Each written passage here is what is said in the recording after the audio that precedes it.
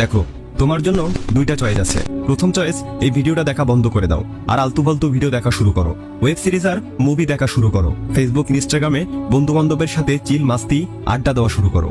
Free fire আর PUBG নিয়ে পড়ে থাকো। ঘন্টার পর ঘন্টা মোবাইল আর টিভি নিয়েই পড়ে থাকো। সব কাজকর্ম ফেলে বন্ধুদের সাথে ঘুরতে চলে যাও। আজে বাজে যত সব বাইরের জাঙ্ক ফুড খেয়ে নিজের শরীরের 12টা বাজাও আর মোটা অথবা রোগা হয়ে যাও। খারাপ অভ্যাসকে বন্ধু বানিয়ে নাও এবং খারাপ জিনিসে আসক্ত হয়ে নিজের ভবিষ্যৎ আর নিজের লাইফটাকে পুরো ধ্বংস করে দাও। অথবা 2 নম্বর চয়েস, এই ভিডিওটা পুরো দেখো আর আজকে তোমাকে বলতে যাওয়া 10টি রুলস নিজের জীবনে ফলো করো। আর নতুন বছর আসার আগে নিজের জীবনকে পুরোপুরিভাবে বদলে নাও। মানুষকে অবাক করে দাও যে কি ছিল আর কি হয়ে গেল। গায়েব হয়ে যাও আগামী 1 বছরের জন্য আর নিজের জীবনকে ভালো করার কাজে লেগে যাও। যদি তুমি ধৈর্য ধরে এই 10টি রুলস শুনতে পারো এবং তা ফলো করে যদি তোমার জীবনে তা প্রয়োগ করতে পারো, তাহলে আমি গ্যারান্টির সাথে বলতে পারি যে আগামী বছরটায় তোমার জীবনে ভালো কিছু ঘটবে। আগামী 1 বছরের জন্য তোমার বাকি জীবনটা 100% পরিবর্তন হয়ে যাবে। আর যদি তুমি সত্যি রেডি থাকো 1 বছরের জন্য গায়েব হয়ে এই 10টি রুলস নিজের জীবনে মেনে চলার, তাহলে কমেন্ট করে অবশ্যই বলবে I am ready. So number 1, learn to journal. আগামী 1 বছরের জন্য তোমার মনে যখনই কোনো আইডিয়া আসবে তখন তাড়াতাড়ি তা লিখে ফেলো। নিজের একটা পার্সোনাল ডায়েরি রাখো। আর এখন তো সবার হাতে স্মার্টফোন আছে, এই জন্য তোমার ফোনে নোটস অ্যাপটারও সহায়তা নিতে পারো। হাঁটতে চলতে উঠতে বসতে যখনই কোনো ইউনিক আইডিয়া তোমার মাথায় আসবে তার সাথে সাথে লিখে রাখো, কারণ একবার যে আইডিয়া চলে যায় তার ফিরে আসে না। তোমার জীবনের লক্ষ্য, তোমার উদ্দেশ্যটা কি তা আজকে থেকেই লেখা শুরু করে দাও।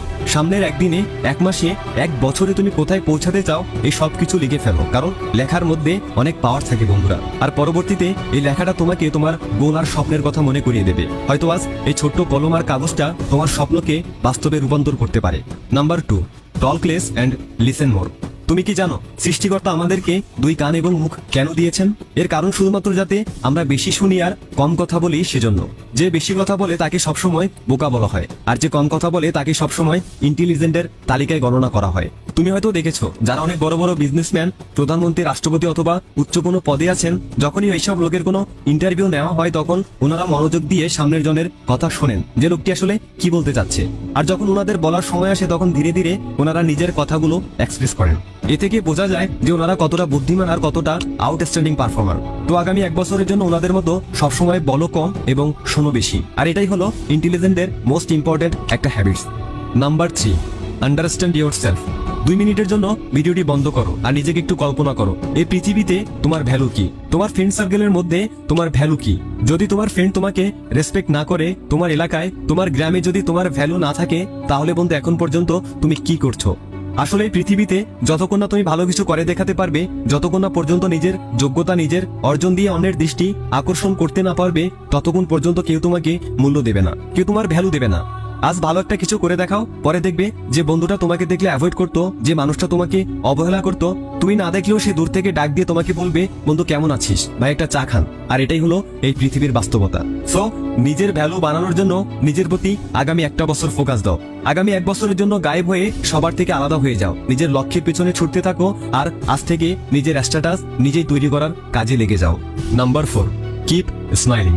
দেখো, কান্না করলে অথবা টেনশন করতে থাকলে তোমার জীবনের সমস্যা সমাধান হয়ে যাবে না। সমস্যা সবার জীবনে এসে থাকে, কারণ একেই জীবন বলে আর এটা জীবনের অবেদ্য একটা অংশ।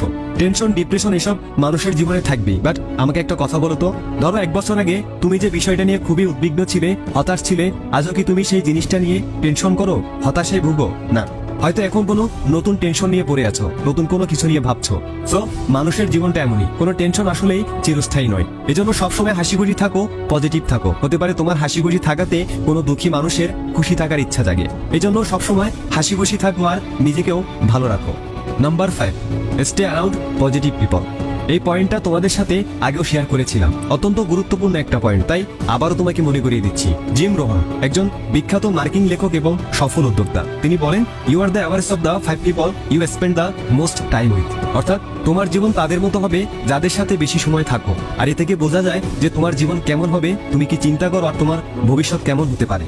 তুমি হয়তো একটা জিনিস খেয়াল করেছো যে যিনি একজন ব্যবসায়ী তার চলাফেরা সবসময় ব্যবসায়ীদের সাথে হয়। যিনি একজন ডাক্তার তিনি তার লেভেলের মানুষের সাথেই চলেন। যে ক্লাসের ভালো স্টুডেন্ট তার চলাফেরাও থাকে ভালো বন্ধুদের সাথে।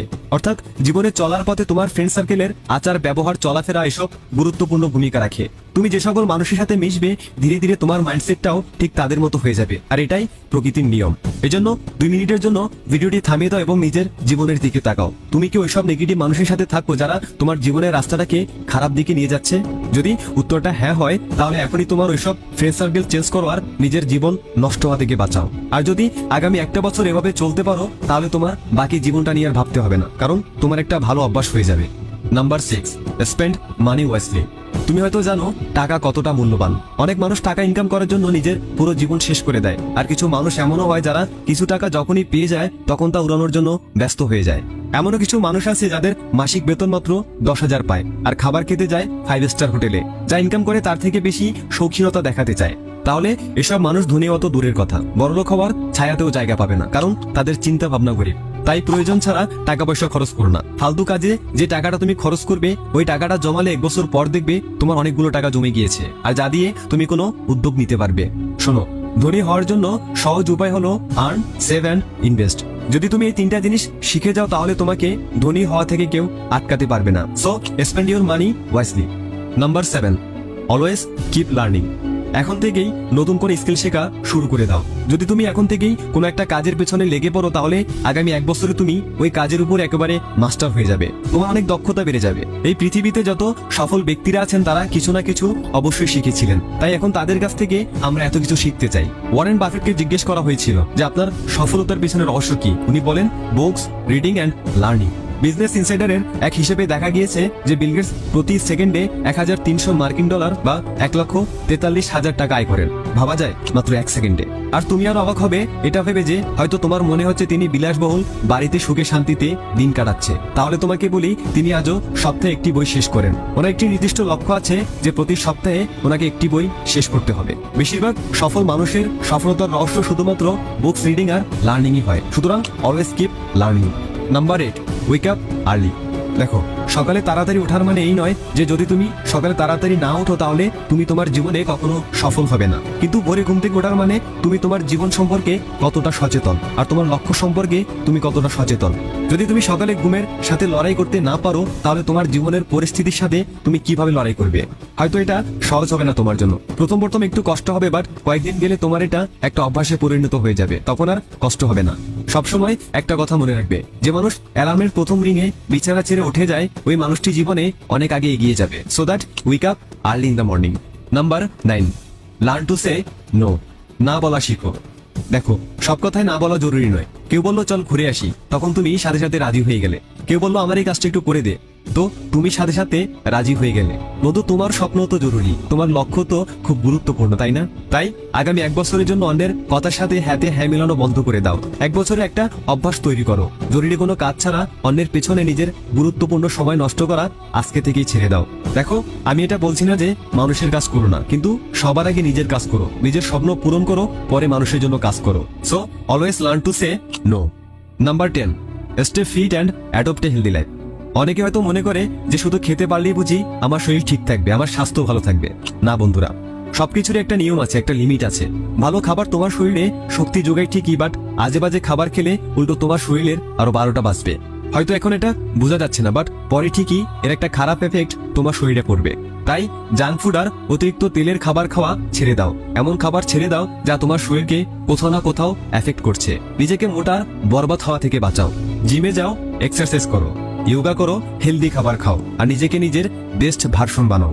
অতএব এই ছিল 10টি সিম্পল রুলস যা সব মানুষের ফলো করা উচিত। আর আগামী 1টা বছর এটা মেনে চলতে পারলে যে একটা ভালো অভ্যাস তোমার মধ্যে তৈরি হবে, তাতে আশা করা যায় তোমার বাকি জীবনটা নিয়ে আর ভাবতে হবে না। পরিবর্তন হবেই, সফলতা আসবেই।